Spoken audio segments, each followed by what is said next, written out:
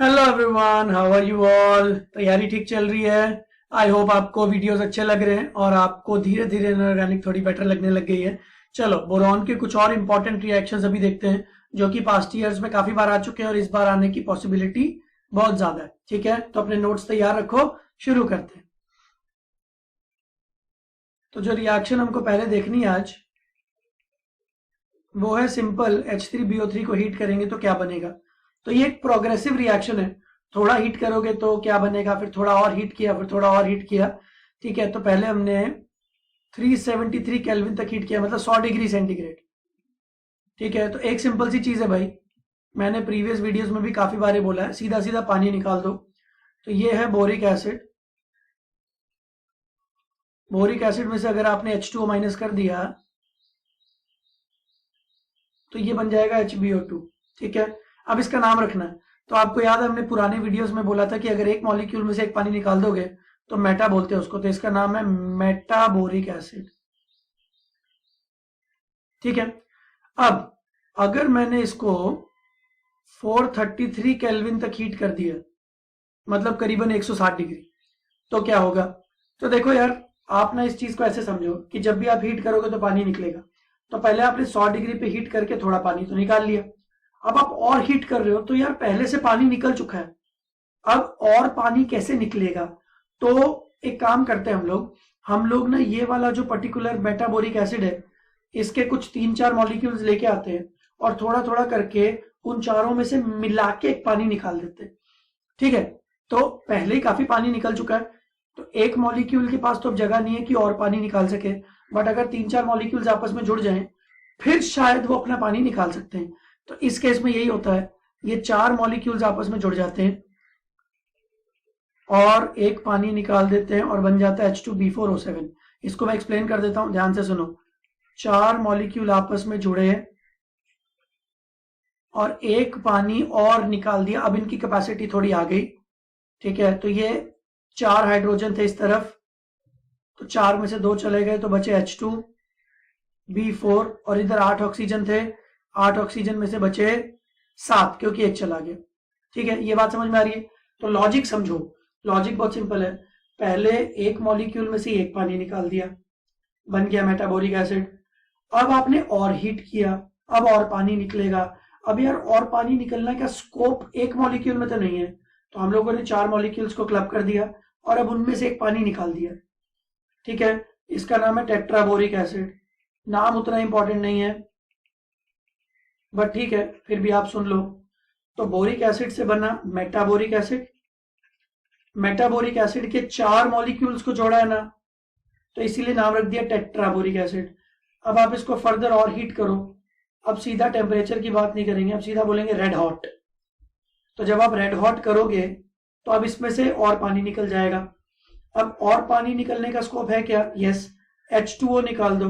तो H2O निकालने के बाद हमको सो कॉल्ड दिखा B4O6, जो कि B4O6 की तरह रहता नहीं है। ये एक्चुअली कैसा रहता है, B2O3 बोरॉन ऑक्साइड। ठीक है, तो बीच में ये वाला स्टेप आप गायब कर सकते हो, नो वरीज इन दैट। तो ये जो वाली चीज है ना, ये थोड़ी अनस्टेबल होती है जो इवेंचुअली B2O3 की तरह रहती है। ठीक है, ये बात समझ में आ गई। तो मैं एक बार वापस एक्सप्लेन कर रहा हूँ। बोरिक एसिड था हमारे पास, 100 डिग्री पे हीट किया, एक पानी निकल गया, मेटाबोरिक एसिड। फिर 4 मेटाबोरिक एसिड साथ में आ गए और उनमें से एक पानी निकाल दिया तो H2B4O7। फिर उसमें से उसको रेड हॉट कर दिया तो एक और पानी निकाल दिया। तो ये रिएक्शन बहुत ही इंपॉर्टेंट रिएक्शन है, पास्ट ईयर्स में बहुत बार आ चुकी है और ये वाले दो temperatures are very important. In fact red hot के बाद भी क्या बनता है, दिस इज वेरी इंपॉर्टेंट। ठीक है, तो ये बोरिक एसिड की पहली रिएक्शन हो गई, सबको समझ में आ गई। चलो अब हम दूसरी रिएक्शन करते हैं जो कि एग्जाम पॉइंट ऑफ व्यू से बहुत ज्यादा इंपॉर्टेंट है। तो चलो इसको जल्दी से लिख लो, मैं इसको डिलीट कर रहा हूं। Next slide. अब बोरिक एसिड की ना एक खास रिएक्शन है, अगर आप इथाइल अल्कोहल के साथ बोरिक एसिड को रिएक्ट कराओ ना, तो एक स्पेशल कंपाउंड बनता है जिसका नाम है ट्राई इथाइल बोरेट। ठीक है, ये एक इंपॉर्टेंट प्रोडक्ट है। इसके अलावा बाकी क्या चीजें बनेंगी उससे हमको मतलब नहीं है। तो मेन बात क्या है, boric acid reacts with ethyl alcohol to produce a special compound called as ethyl borate. और ये स्पेशल क्यों है, क्योंकि ये एक स्पेशल तरीके से जलता है। जब आप इसको फ्लेम में रखोगे, जब आप इसको हीट करोगे तो ग्रीन एजेड फ्लेम बनेगी, एक फ्लेम बनेगी जिसमें ग्रीनिश कलर आएगा। ये एक कीवर्ड है, इसको आप याद रखो। अगर आपको पूरे पेपर में कहीं भी दिख जाए ग्रीन एजेड फ्लेम, तो इसका मतलब है बोरिक एसिड की बात हो रही है। और अब खास बात, this is a confirmatory test of boric acid. अगर आपको शक है, जैसे लेट्स से अगर मुझे थोड़ा सा पाउडर दे दिया गया, मतलब थोड़ा सा सॉल्ट, थोड़ा सा कुछ दिया गया और मुझसे पूछा गया कि चेक करो कि क्या ये बोरिक एसिड है, क्या ये H3BO3 है, तो मैं इसको चेक कैसे करूंगा? मैं इसकी रिएक्शन करवाऊंगा इथाइल अल्कोहल से। तो मैं बाहर से जाके स्पेशली इथाइल अल्कोहल का सॉल्यूशन ले आऊंगा, ठीक है, और मैं बोरिक एसिड की इससे रिएक्शन कराऊंगा। तो इससे जो भी बनेगा मैं उसको हीट करके देखूंगा फ्लेम में।